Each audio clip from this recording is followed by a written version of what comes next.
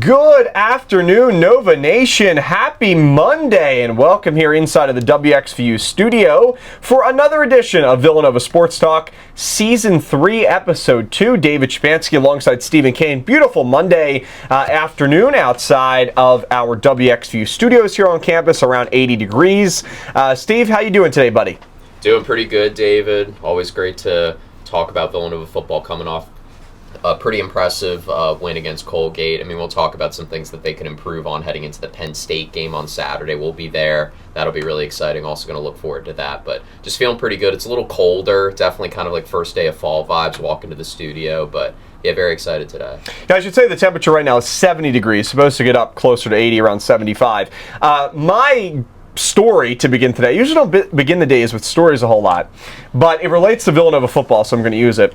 Last week, and I'm going to say this for all the alumni out there and families, I don't know if they did it years ago here at Villanova, not 100% sure, but the OSI, the Office of Student Involvement, does, they'll send out an email every single week to all the students, maybe all the faculty as well, and they'll tell you about the events coming up on campus throughout the week, and at the end of that email, they will put a question. Sometimes it just has to do about campus, other times about athletics. And this week's question was, what year did Villanova football win the FCS National Championship?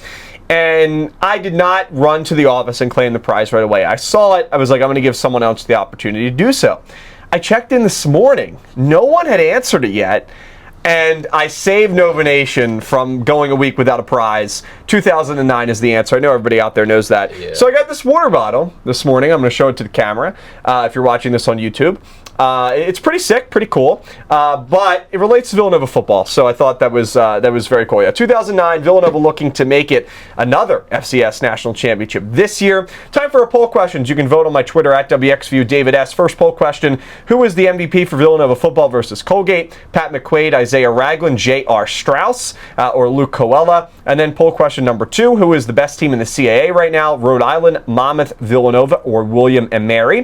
Thought about putting other as an option there. I feel like Rhode Island, Monmouth, and Villanova are all pretty clearly above the rest as of right now. But you can vote. Let us know if you think somebody else there in the poll questions.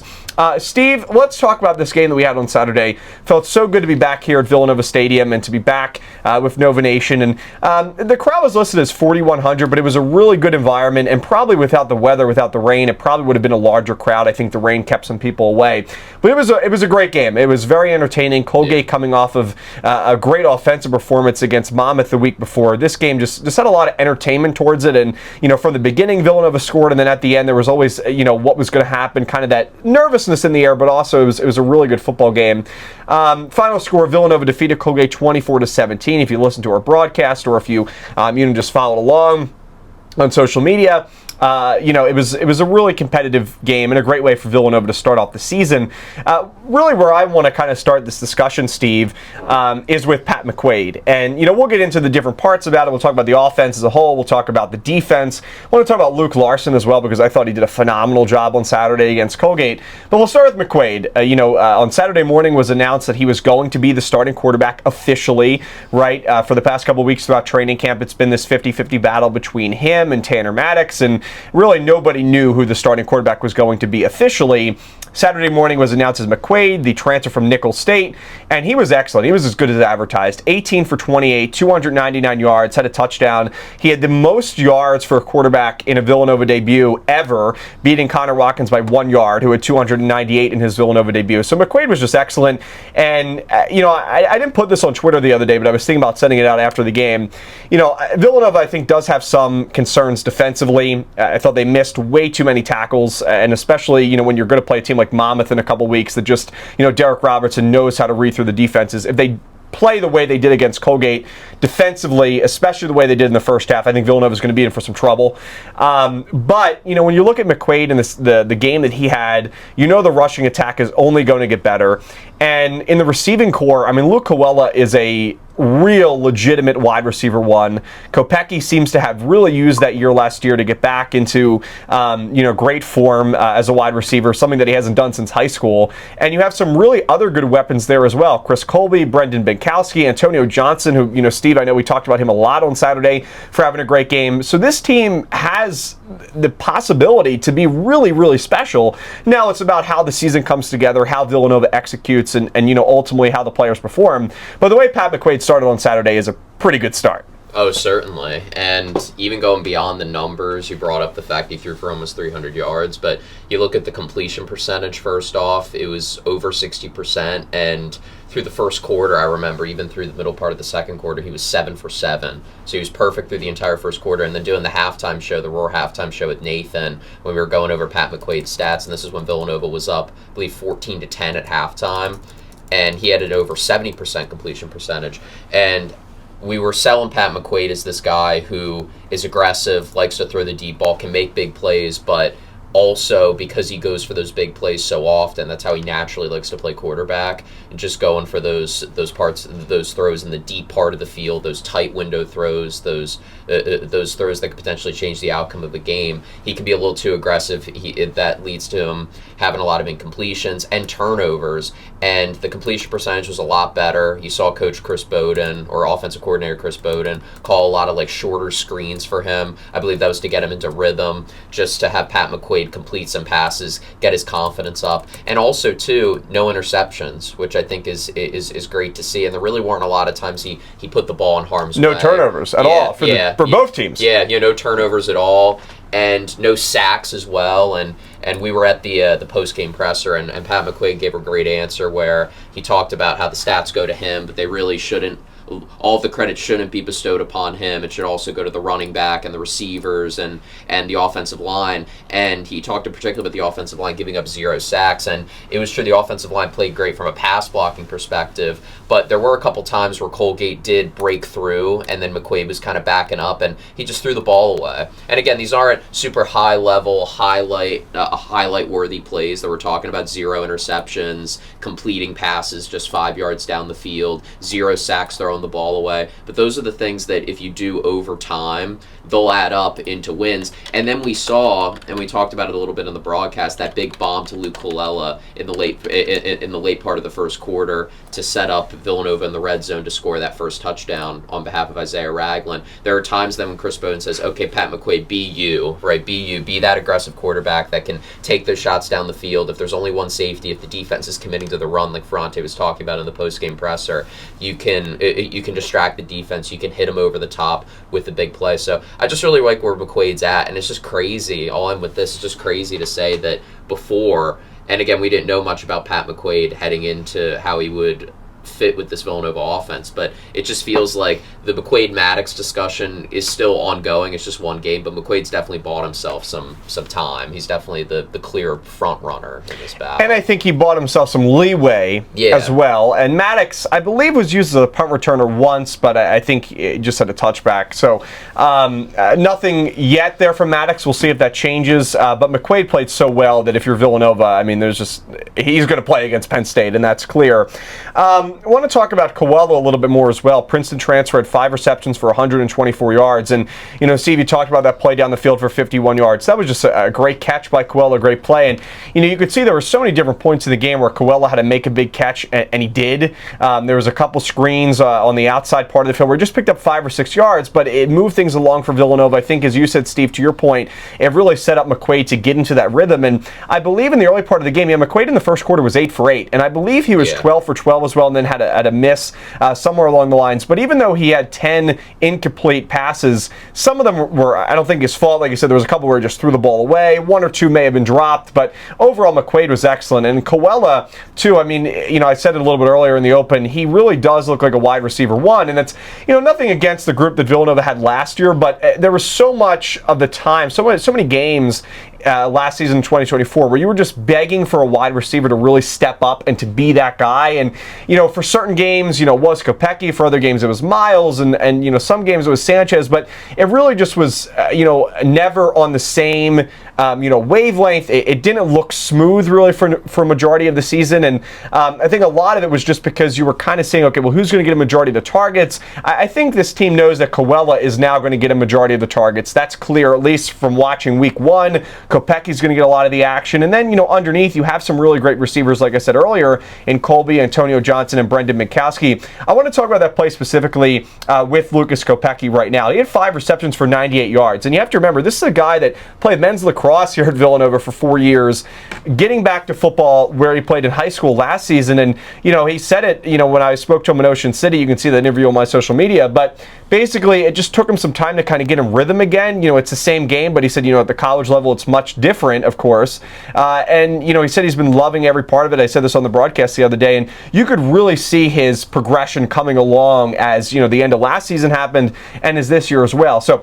I want to play the play of the game now. This call, of course, on our broadcast that Stephen and I had along with Nathan Mather, and this is the play from Pat McQuaide to Luke Colella.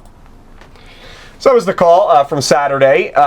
Stephen Cain, Nathan Mather, and I on the broadcast call there. And, Colella with a great catch, it really was. And I'm sorry, Kopecki with a great catch, it really was. And it set Villanova up in a great spot, obviously, with the touchdown. And that ended up being the game-winning score, 24-17, and give the Wildcats the victory. Steve, I want to get your thoughts on Kopecki and kind of how he's progressed over the last little bit more than a year as a member of the football team. He's been very solid, and everyone's going to go to that long touchdown, and deservedly so, because right before that drive, Colgate tied the game in the latter part of the third quarter. That Zach Osborne 24-yard toss to Winston Moore in the back of the end zone, that tied the game. It was 17-17, and for perspective, Villanova was favored by almost 3 touchdowns to win this game, and all of a sudden, all of Nova Nation was probably thinking, could they potentially lose this game? The home winning streak, the season opener winning streak, all of that could have been in jeopardy. But then very next drive, and I'll even highlight a play right before that. It was a long third down, and Nathan Mather gave a great analysis of this after it happened. It was third down and 10 plus. I don't remember the exact yardage.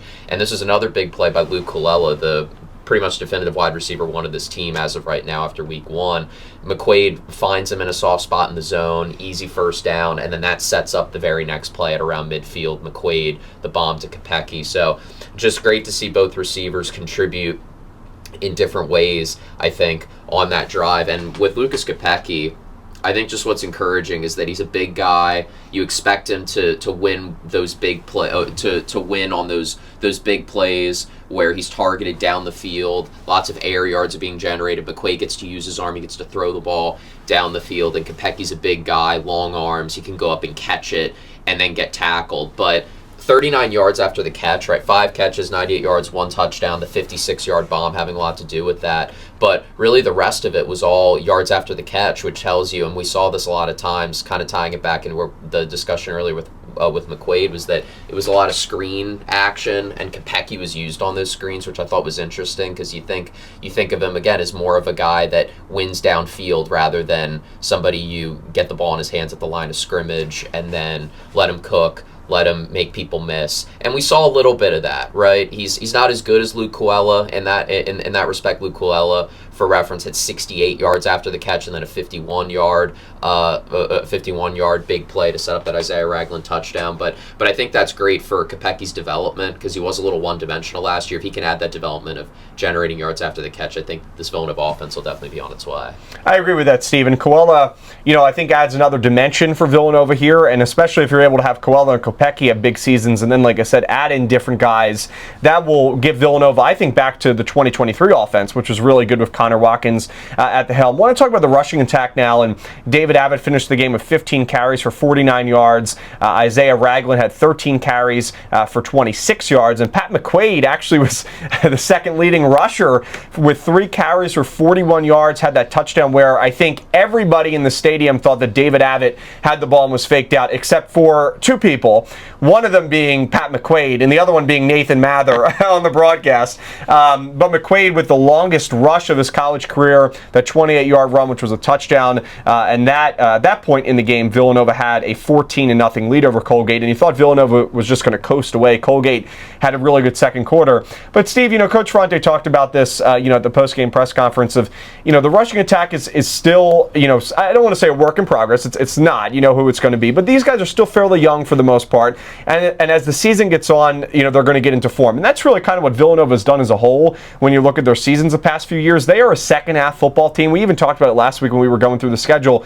Villanova's had some years where they start off a little slow and then pick it up. And, it seems like they just continue to get better as time goes on. Kind of similar in this game, too. Villanova had a big third quarter, which was a great reason of why the Wildcats were able to win this game. They went into the locker room, made some adjustments at halftime. But, Steve, overall, when you look at the rushing attack, it wasn't a great day. It wasn't anything flashy. But at the end of the day, Avid picked up yards when he needed to, and so did Isaiah Ragland, who basically iced the game with the two biggest runs of the whole entire contest between either team to seal the deal in the fourth quarter and Villanova to hold on to a 7-point win. So, at the end of the day, you look at those runs and really give credit to Isaiah Ragland, and I don't think there's any questions here about, this rushing attack. It's going to get better. This was just 1 week, and I think Colgate's run defense did a pretty nice job in this game against Villanova. But, I think it really shows the progress, and I think it shows the potential that these running backs have, because in the biggest moments, especially down the stretch, Isaiah Ragland came up huge. And Coach Ferrante talked about in the post-game presser that Colgate heard all the chatter about Villanova coming into the season, why they're ranked 12th and 13th in both of the FCS preseason polls coming into this game. And one of the strengths, projected strengths, I should say, for Villanova coming into this game was the rushing attack. And Colgate knew that, and they really sold out to stop the run on a lot of plays, a lot of heavy boxes, going back watching highlights. Right, seven guys in the box, right? All those linebackers would come down. They would swarm in on David Abbott, Isaiah Ragland, even Jabril Mace when he got his 2 touches to make the tackle. And it was clear that Kirk Fitzpatrick and Trevor Warner, the defensive coordinator for the Raiders, they had a game plan and they stuck to it. They said that Pat McQuaide was an unknown entity before the game. You didn't know how he was going to play, but you knew that the rushing attack, because of how good it had been last year, you're not going to let the rushing attack beat you. And they kind of accomplished that goal, but again, the thing that they ended up trading off was Pat McQuaide torching them through the air. And there were a lot of times, you think about the Kopecky play, the big Coella play, you think about just a lot of those other third down plays, Antonio Johnson hitting them, for a couple catches, Chris Colby. A lot of these plays were generated because of Colgate then kind of being in man coverage. There's not a lot of guys in the secondary to help out with some of these receivers who we talked about earlier are pretty good at running routes and creating separation and finding themselves open. So it kind of just shows, I think, the multi-dimensional play of this Villanova team. I'm with you, David. I'm confident that this rushing attack will be back to form, especially since the offensive line, they're pretty good in pass blocking. In terms of run blocking, maybe it wasn't their best day, but again, they were kind of outmatched just because Colgate was stacking the box so much. But usually offensive linemen, they prefer run blocking because then they can go out and attack and get to the second level. So I feel pretty good about the long-term stock of the Villanova rushing attack. And speaking of the offensive line, it was huge for Villanova to have Temi Ajro-Tutu back. I mean, that was great. Obviously missed the season last year with an injury, and to have him back, you could tell that left side of the line was much better. And that was just, the depth that Villanova has at offensive line is truly a great thing. We saw that at times last year where, there were some injuries and really just with how many different guys that they could kind of mix and match really helped Villanova. And I think the line is just going to continue to get better, and that should allow the rushing attack to really get set up. We'll see how they do this week against Penn State, the second best team in the country, but in CAA play, that they're going to get back to business and having a lot of success.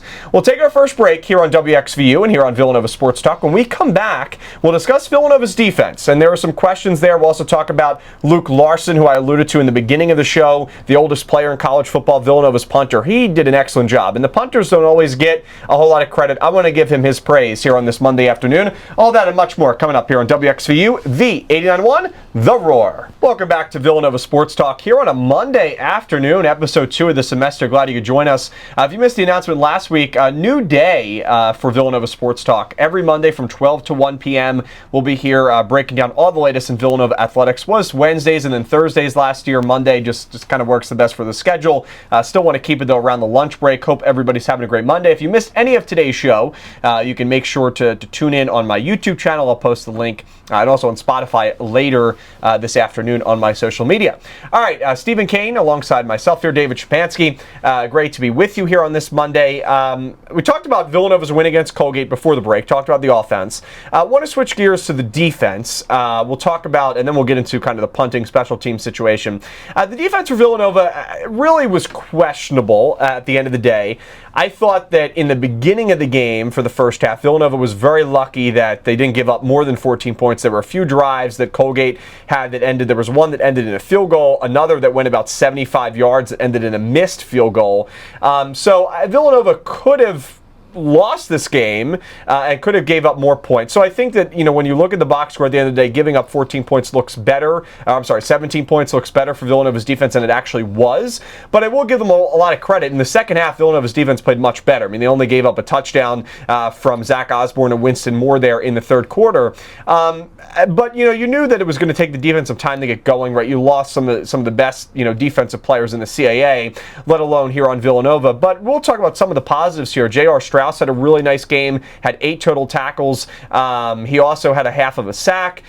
Turner Inge finished the game with 6 tackles. I thought there were some opportunities, especially in the first half, that Inge struggled, but he really picked it up in the second half. And Shane Hartzell, too, also had 6 total tackles, as well did Nigel McSween. Hartzell, we didn't say his name a whole lot on the broadcast, and I said this the other day in my recap video, but he quietly had a really good game. You just didn't really notice him as much as I think maybe you would have thought but he still had a good game.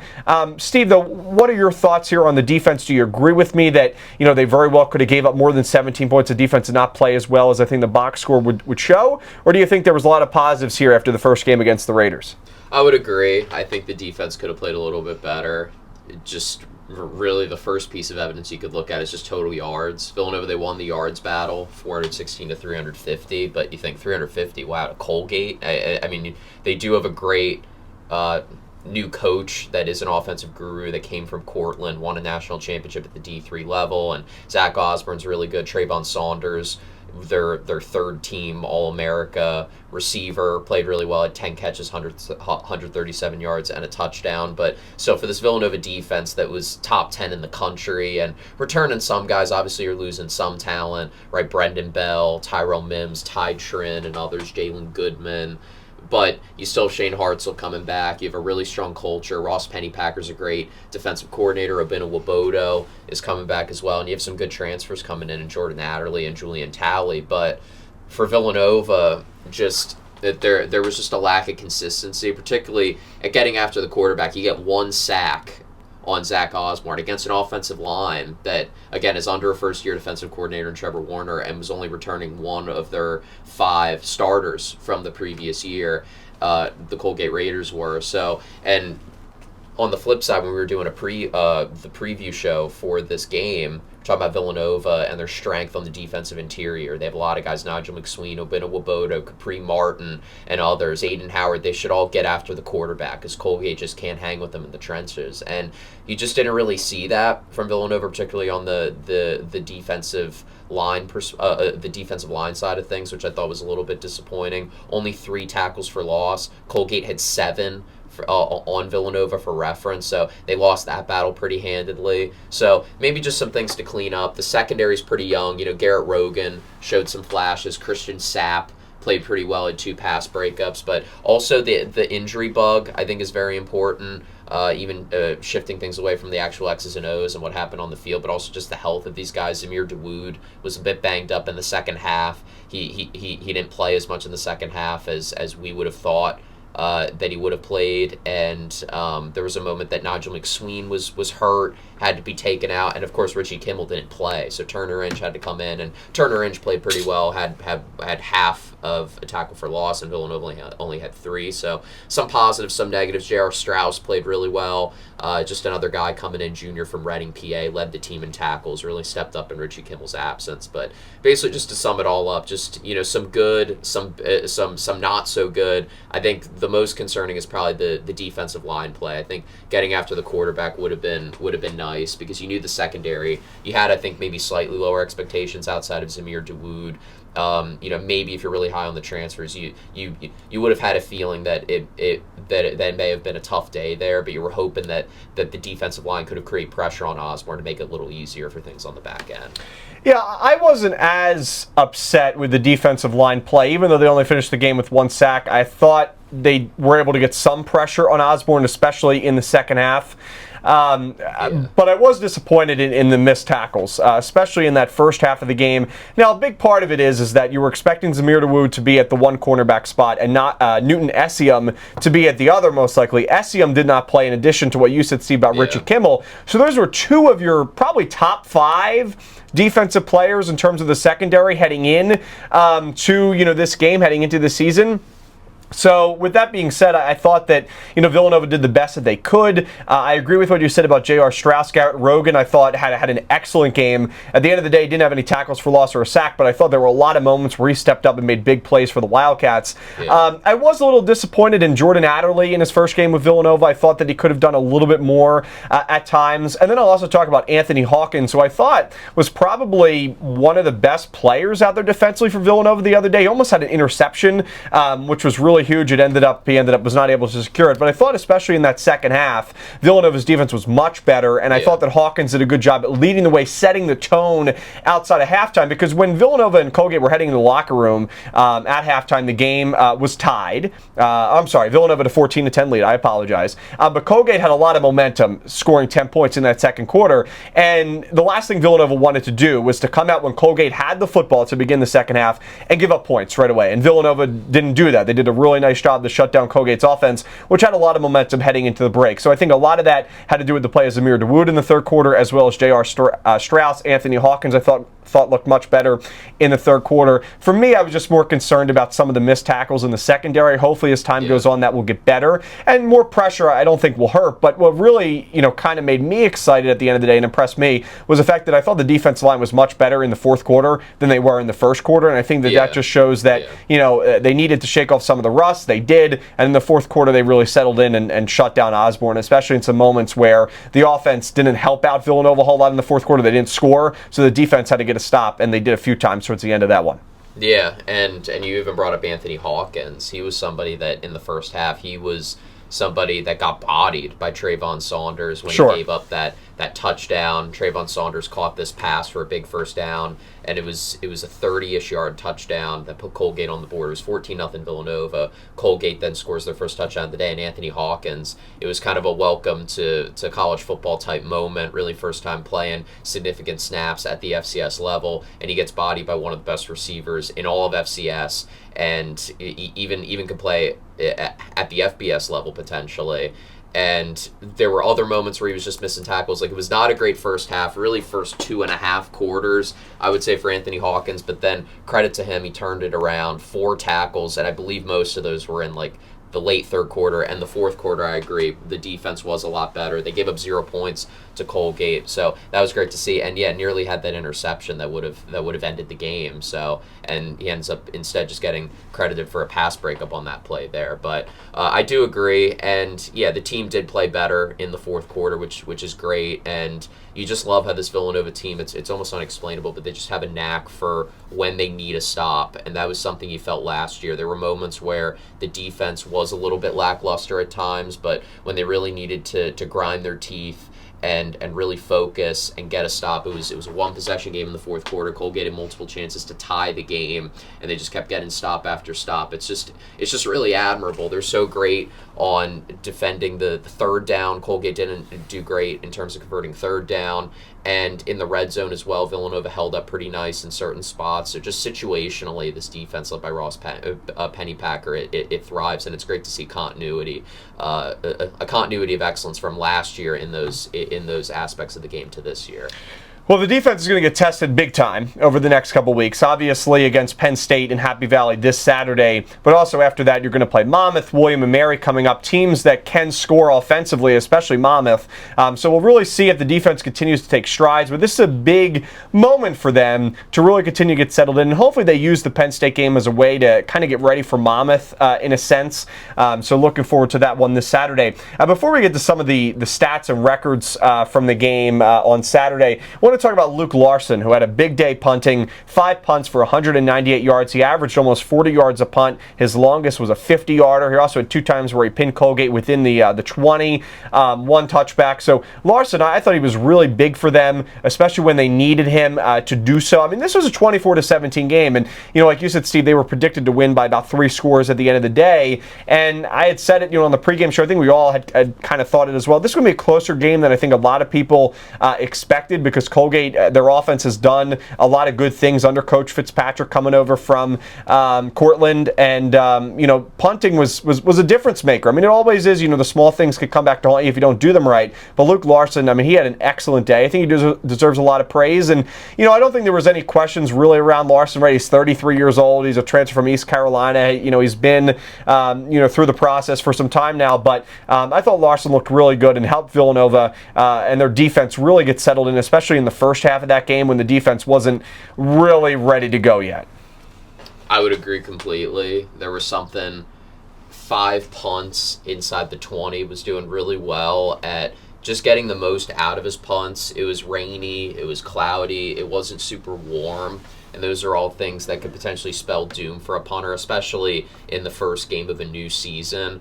But there were punts where Larson, you could tell he punted it and tried to corner it and pin the Raiders inside the 10. He would do that successfully, had a couple of those. And then there were a few that almost looked like he shanked the ball, and you're thinking, oh gosh, this will give Colgate a short field to work with. But luckily it stayed in bounds, and he was just great at getting roll out of the football and having the ball land and having it get a Villanova bounce and just continually to roll back towards Colgate's own end zone. And that just led to longer fields being created. You want to talk about the butterfly effect, or a cascading effect, if you will, for Villanova. The drive that set up one of their scoring drives was set up by Luke Larson pinning Colgate at their own 2-yard line, and Villanova ended up getting a 3-and-out, and this ended up leading to the Pat McQuaide 4th-and-1 touchdown run, which was arguably the highlight of the game,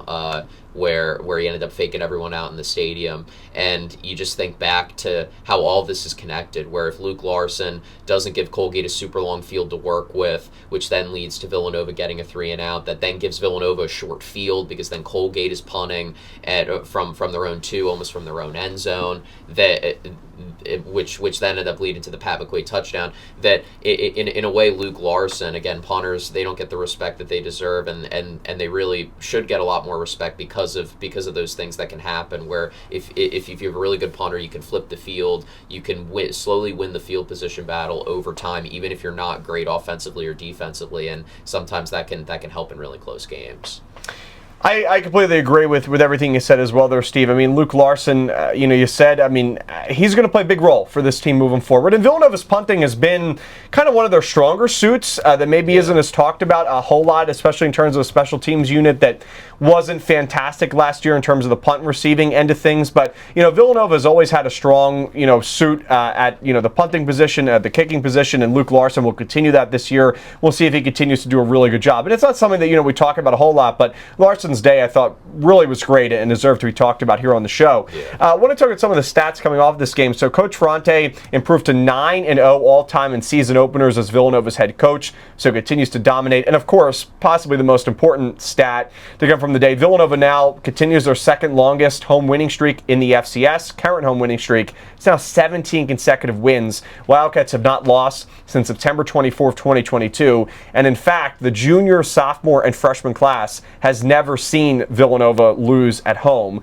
which I think is a crazy stat to think about. We've only seen them lose, I believe, once at home.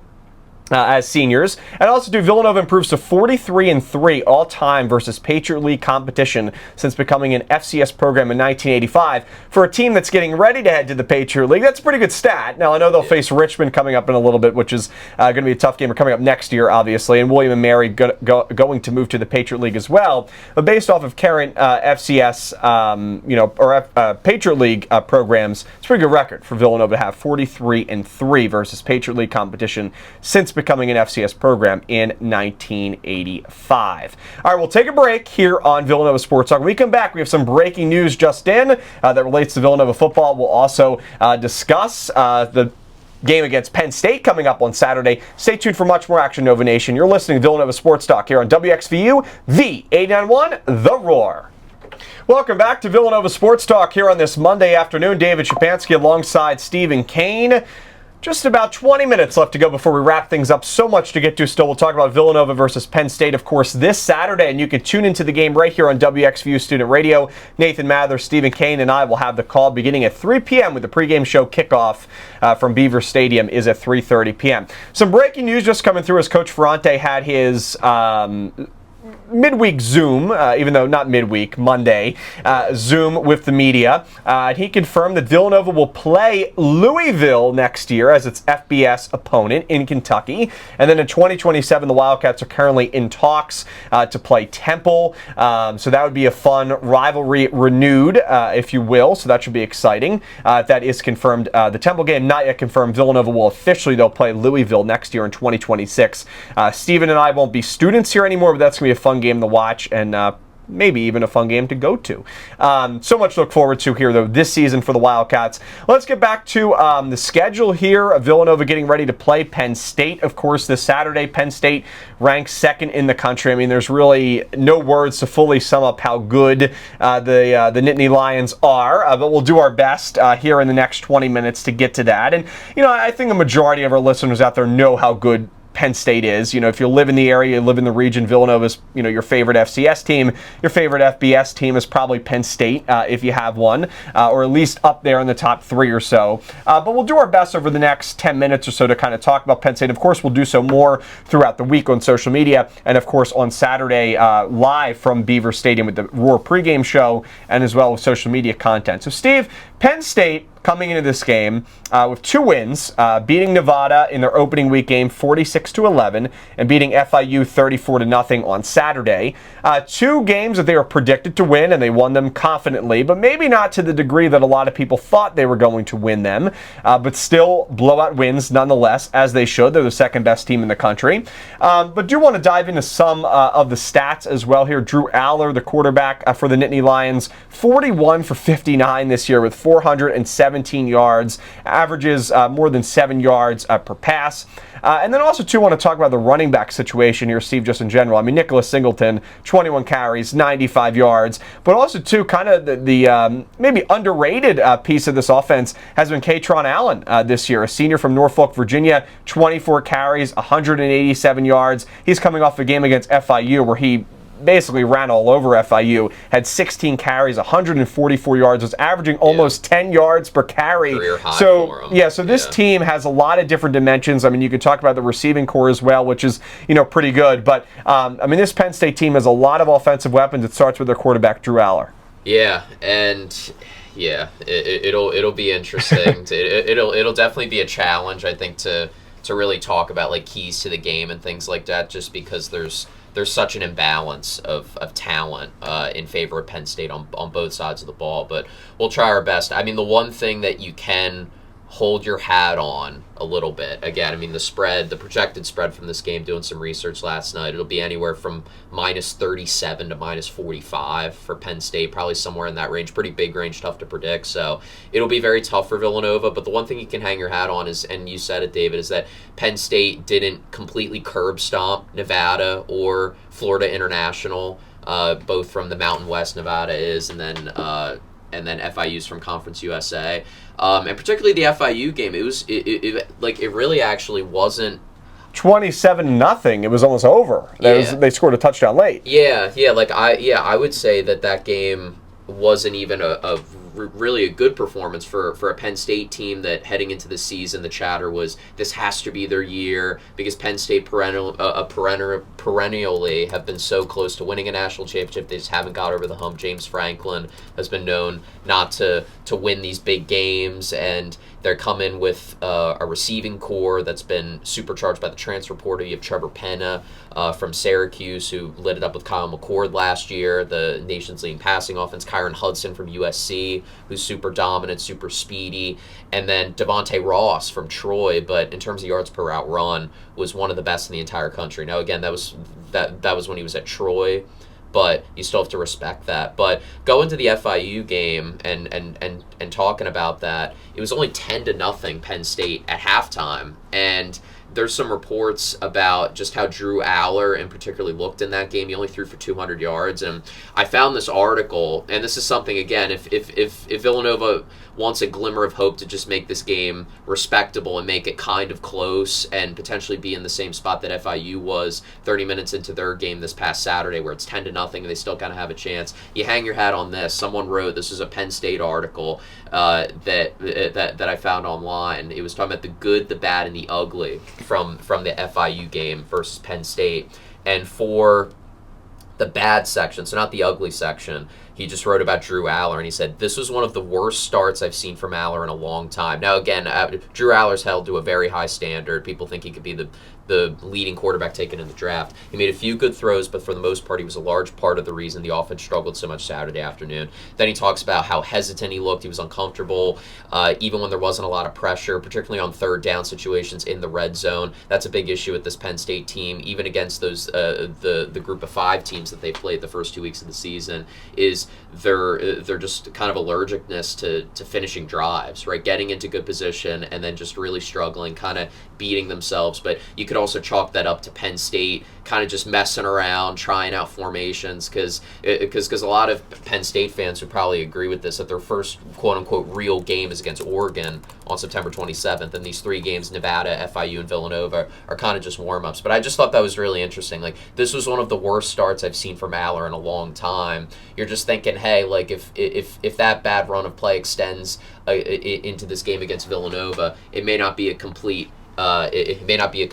blowout, and Villanova can maybe hang with the Nittany Lions for the first quarter or two. And I think, too, part of that as well is if Pat McQuaide comes out and has a good start, and let's say Villanova is able to put a touchdown on the board somewhat early in this game, maybe that plays a part in this as well, considering FIU didn't score in the contest. If they did, even if it was 10-3 at halftime, or maybe 14-3, 14-7, whatever, FIU could have had a much better chance.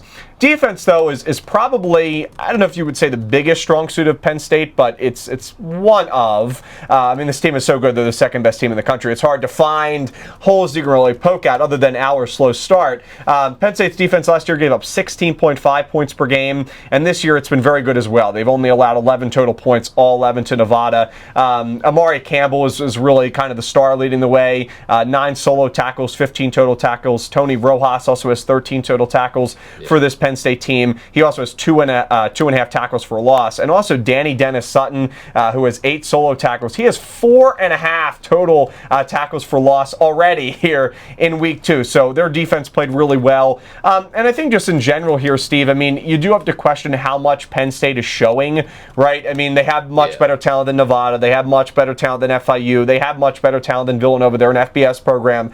Not just an FBS program, but they are the second best team in the country according to the polls. So you have to wonder, how much are they showing here?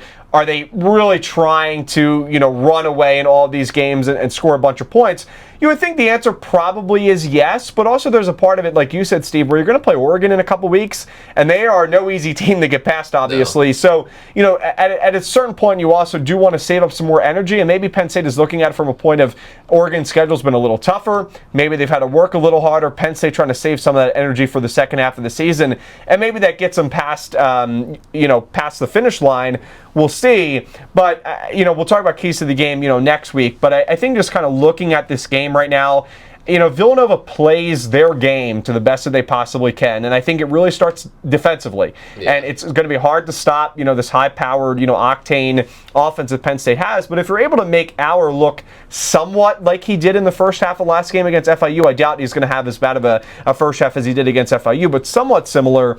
Maybe there is a way that Villanova can find a way to keep this game competitive, maybe try to keep it within 3 scores at the end of the day. And I think it's very well possible that Villanova could do that, especially if their defense is able to make some more tackles than they did this week against Colgate. But also, too, Luke Coella, Pat McQuaide, maybe get that connection going a little bit. Steve, want to get your thoughts on Penn State's defense and just overall, looking at the game?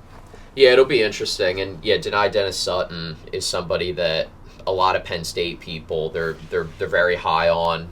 People that cover the FBS. Very high, yep. NFL draft scouts think he could be the next Abdul Carter. He was somebody that last season when Penn State, they were so close to winning the national championship, right? We're talking about a team that was one of the last 4 teams left in the college football playoff, and they lost to Notre Dame, and they had that great pass rush with Abdul Carter, and then denied Dennis Sutton, who was having some injury issues, and that really changed the complexion of the game. That really just underscores how important he was last season to Penn State, and again, so far, it's tough to tell, only 2 games have been played, but I'm sure he's that level of importance is maintained for a guy of that talent. He's just really, really good at getting after the quarterback. They also have Chaz Coleman, yet another guy. They just keep churning so out many guys defensively, they could go through, and their defensive line is amazing. Yeah, he played really well against FIU, especially in the second half. Was a big reason why Penn State was able to really comfortably pull away in that one. And also Zakie Wheatley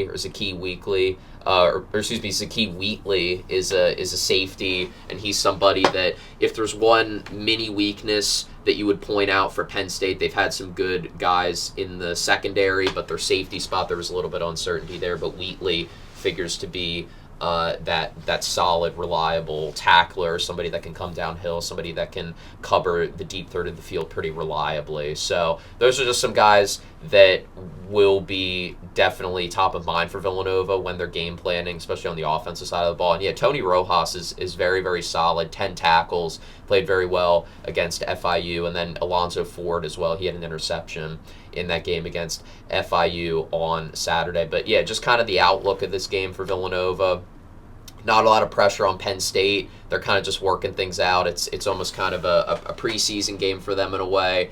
And for Villanova, on the other side of things, there's not a lot of pressure for Villanova as well. There's not a lot of expectations. You can also kind of try things out, be a little creative. This isn't going to hurt you at all in the FCS polls. It's pretty much thrown out when looking at things. It can only help you. It can make you better if you have a pretty good showing. Yeah. There's not much to lose, but everything could be gained, right? If you somehow shock the world, make it a close game.